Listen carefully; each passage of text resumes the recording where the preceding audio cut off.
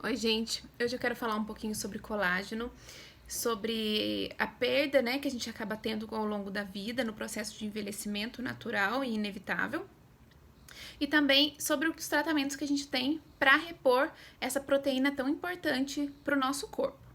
Bom, o colágeno, como eu já disse, ele é uma proteína e ele é produzida naturalmente no nosso corpo ao longo de toda a nossa vida. Mas a produção dele está diretamente dependente da presença de um hormônio que a gente acaba chamando de vitamina, que é a vitamina C, mas que nada mais é, depois de muito tempo, depois de muitos anos, a gente descobriu que ele nada mais é do que um hormônio, e que a presença deste hormônio facilita, e não só facilita, mas também é responsável pela produção de colágeno de todos os nossos tecidos. O colágeno está presente em vários tecidos, como por exemplo na nossa pele, nos nossos ossos, na nossa cartilagem, nos nossos músculos. Então ele vai estar presente em vários tecidos, sendo que a sua principal função em todas essas áreas que ele está é dar elasticidade e resistência a esses tecidos. E eu gosto bastante de falar sobre isso, exemplificar a resistência, né, e elasticidade, porque nem sempre uma coisa dura ela vai ser resistente. E às vezes uma coisa que ela é mais elástica, ela tem mais resistência. E assim é que eu quero exemplificar para vocês. Por exemplo, uma mangueira. Então, se a gente tem uma mangueira que fica lá no sol por muito tempo, com o tempo, se você colocar a mão nela, você vai perceber que ela perde aquela elasticidade, aquele formato maleável dela, né? Ela vai ficando mais rígida, mais dura. E com isso ela vai quebrando com mais facilidade. Então as coisas que têm pouca elasticidade, pouca hidratação, porque é isso que acontece com a mangueira quando ela fica exposta ao sol, ela perde água, ela perde hidratação daquele material e por isso ela fica mais dura e mais fácil de quebrar e mais quebradiça, né? Ele se torna então menos resistente. Então a gente tem aquela falsa impressão de que a resistência das coisas está diretamente relacionada sobre a sua dureza, e não é assim que acontece. A resistência, ela é um conjunto de coisas que vai fazer com que determinada força em cima dela não faça com que ela se quebre, mas que ela se modifique. E além de se modificar, ela tenha uma capacidade de voltar à sua origem. Então, por exemplo, quando eu pego uma pele com boa elasticidade, com boa produção de colágeno, com essas proteínas todas ali nas suas funções naturais e aceitáveis, quando eu aperto ou quando eu puxo, quando eu pressiono aquele tecido, ele volta facilmente para o lugar e não fica marcado.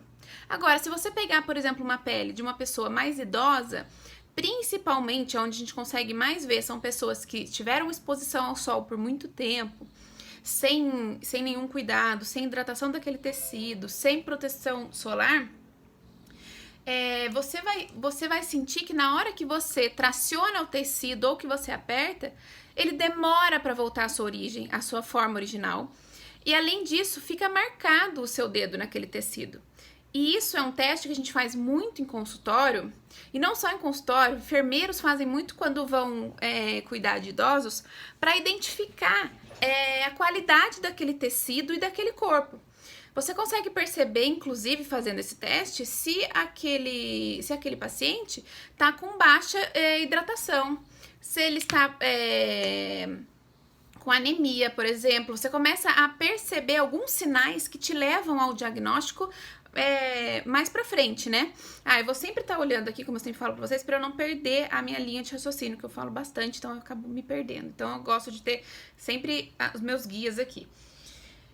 E aí, uma das maiores preocupações em relação ao processo de rejuvenescimento, mas não só isso, também ao envelhecimento com saúde, sem causar lesões ao longo da vida, porque é isso que acontece, quando a gente vai perdendo essa elasticidade, essa malha de colágeno, porque assim, ó, o nosso tecido, ele tá lá bonitinho, com a nossa epiderme, né? A nossa derme, tudo certinha. Embaixo, então, ele vem aquelas camadas de colágeno que formam como se fosse fibras.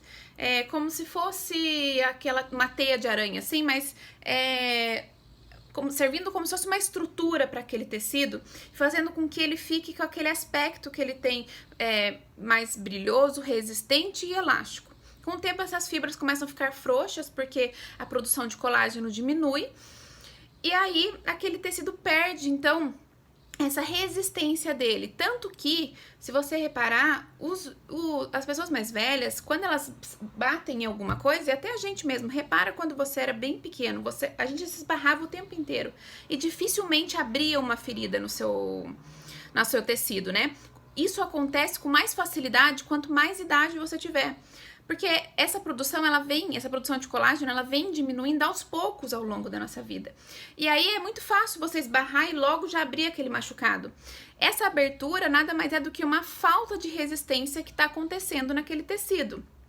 E aí é um dos primeiros sinais que eu sempre falo com meus pacientes: quando você se machuca, logo forma uma ferida, essa ferida cicatriza com facilidade, porque a produção de cicatrização também está intimamente ligada à quantidade de proteína de colágeno que nós temos no nosso tecido.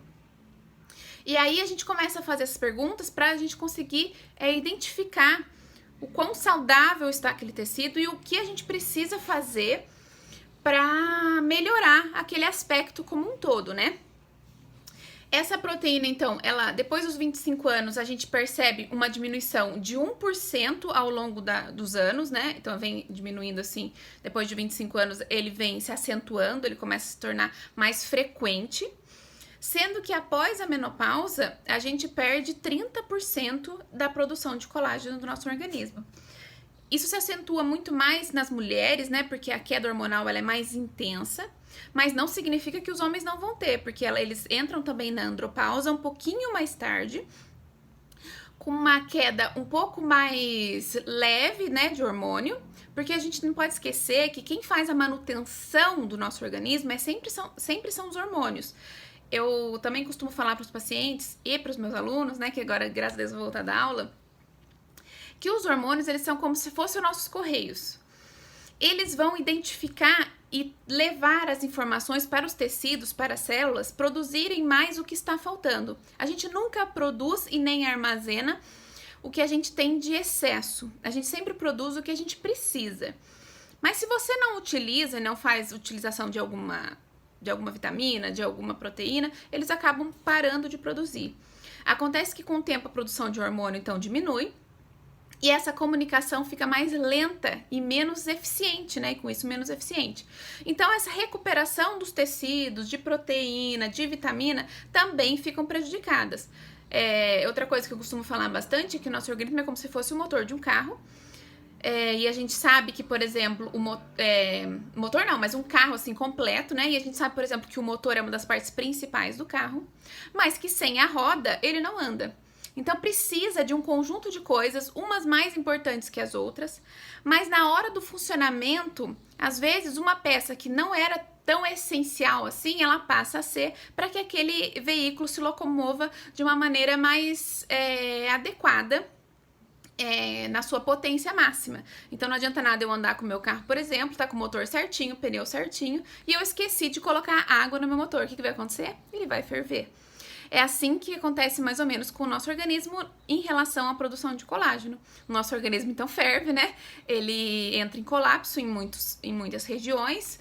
Uma delas, por exemplo, é a cartilagem, que é formada por colágeno, que fica entre os nossos ossos. Então nós temos várias ligações, né, de ossos no nosso organismo, porque se fosse tudo reto, um osso só, a gente não tinha esse movimento, a gente não conseguiria fazer esses movimentos que são necessários aqui para fala, por exemplo, na nossa articulação da TM, no punho, né, pra gente exercer qualquer atividade manual, no pescoço, pra gente conseguir enxergar, e no joelho e tudo. Então, entre essas juntas, entre esses ossos, né, tem uma camadinha de colágeno aqui, e ele vai fazer com que sirva como se fosse um colchão para amortecer o impacto entre um osso e o outro, porque os nossos ossos, apesar de ter colágeno também, eles são mais rígidos. Então, quanto mais rigidez, como eu falei pra vocês, como se fosse uma mangueira, né? Tem maior probabilidade de fratura. Então, se você tem um colchãozinho ali, alivia essa pressão e aí faz com que as coisas aconteçam com mais facilidade. Esse é um outro ponto também que eu queria falar com vocês sobre a obesidade, né? Nossos ossos e os nossos músculos, eles são feitos para aguentar um certo peso, uma proporção, né? Existe uma proporção quando a gente é feito lá dentro da barriga da nossa mãe, diferente para cada pessoa, uma proporção de altura e peso. Se você extrapola isso, os seus ossos, as suas cartilagens, os seus músculos não vão conseguir suportar esse novo peso. E com isso, a chance de fratura, a chance de dificuldade e dores vão aparecendo com mais facilidade ao longo da sua vida. Então você repara, por exemplo, que uma pessoa obesa não é, e eu quero bem colocar na cabeça de vocês que não é a relação de estética, não é isso, mas percebem como ela tem dificuldade de se levantar, como ela tem dificuldade de cortar uma unha do pé. E são coisas assim que a gente tem que levar para a vida como essenciais, porque o que você quer fazer sozinho, quer continuar fazendo com eficiência, né, e sozinho ao longo da sua vida. Essas pequenas atividades cotidianas que você vai precisar fazer muitas vezes e na grande maioria das vezes sozinho, né, com o envelhecimento. Isso acontece muito, principalmente porque hoje em dia as pessoas vivem mais e nem sempre os companheiros acompanham, né, essa vivência, essa longevidade. E aí a probabilidade de você envelhecer e se deparar sozinho dentro de casa é muito grande.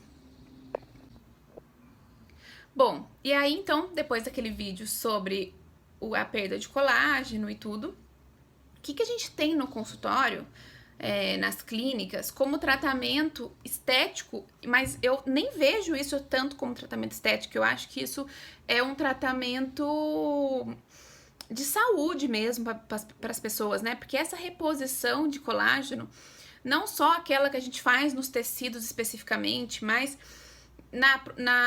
no auxílio com reposição hormonal, com alimentação saudável, praticando atividade física, tudo isso vai agir diretamente na saúde e na manutenção de todas as atividades essenciais que cada indivíduo precisa para sobrevivência, né? Como, por exemplo, tomar banho sozinho, poder levantar com rapidez para tomar um remédio, para tomar uma água, levantar para ir ao banheiro, conseguir cortar uma unha do pé, entre outras coisas que são atividades que você necessariamente precisa fazer com mais autonomia.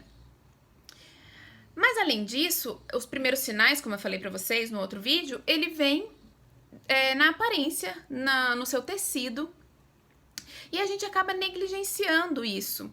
Porque a gente acaba prestando mais atenção nas rugas que estão mais aparentes, no tecido que caiu. E às vezes a gente não consegue entender que essa ruga, esse tecido que perdeu sustentação, nada mais é do que uma evidência clínica de uma falta de produção de colágeno, de uma falta de estrutura tecidual, em que a gente perdeu essa produção de proteína ao longo da nossa vida, né? Como eu falei para vocês no outro vídeo, o colágeno, ele é uma proteína. E ele é a proteína mais abundante no nosso organismo, sendo que ele representa mais de 30% do total de todas as outras proteínas que nós temos no nosso corpo. Nós temos inúmeras proteínas, mas ele é a proteína mais abundante que nós temos, para vocês entenderem a importância que é em se manter e preservar toda essa estrutura. E aí, então, nós temos algumas substâncias que são injetáveis e que elas vão, então, produzir algumas células nossas que são responsáveis pela produção de colágeno, como, por exemplo, o fibroblasto. É uma célula, vou falar aqui o nome, tá? Mas não se atentem ao nome, é mais para quem quiser mesmo pesquisar e saber. Mas o fibroblasto, por exemplo, ele é responsável pela produção de colágeno dos nossos tecidos. E dessa forma, então, ele vai garantir essa produção e manutenção dessa proteína. E para esses produtos que a gente utiliza no consultório, então, a gente acabou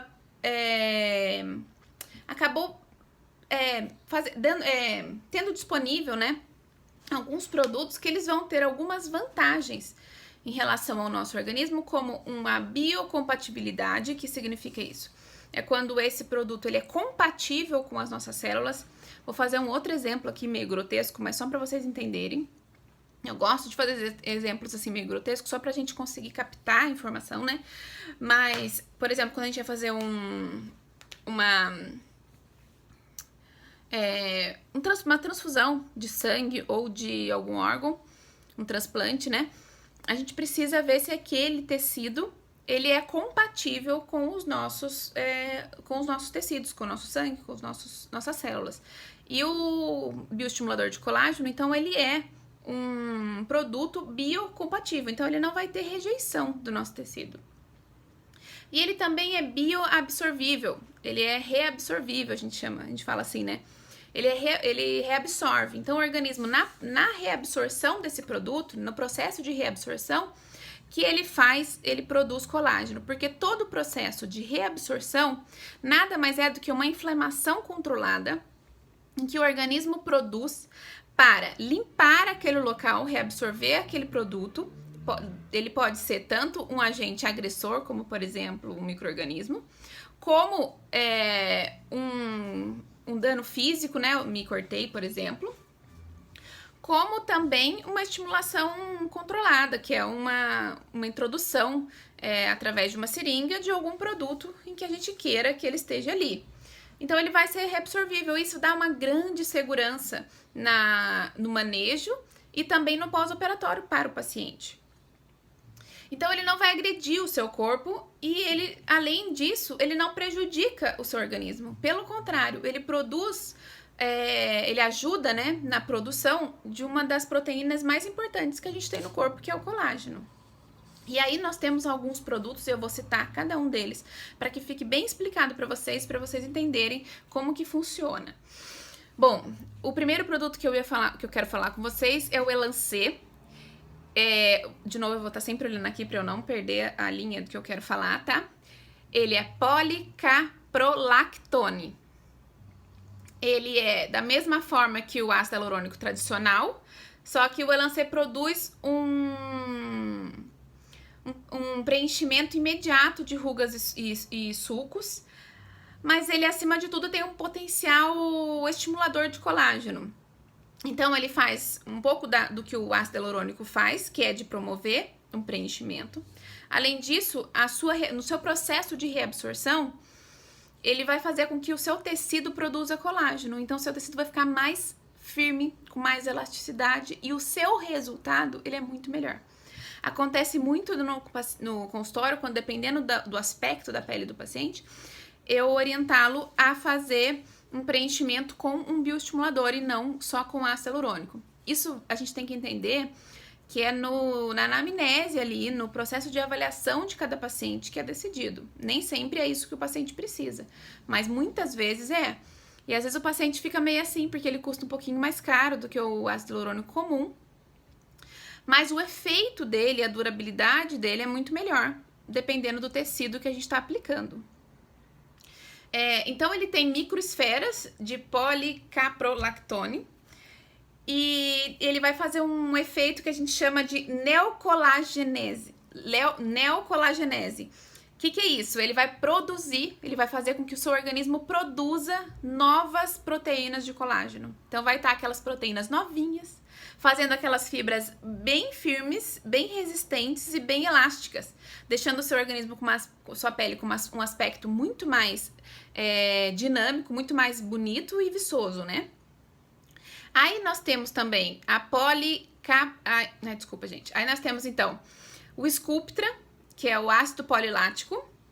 O Sculptra, ele age, todos os bioestimuladores, eles vão agir de dentro para fora, tá? Então, ele começa a produção de colágeno lá dentro e depois você vê essa produção fora.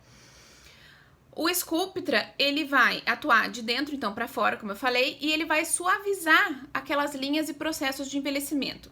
A diferença é que ele não faz o preenchimento como o Elancê.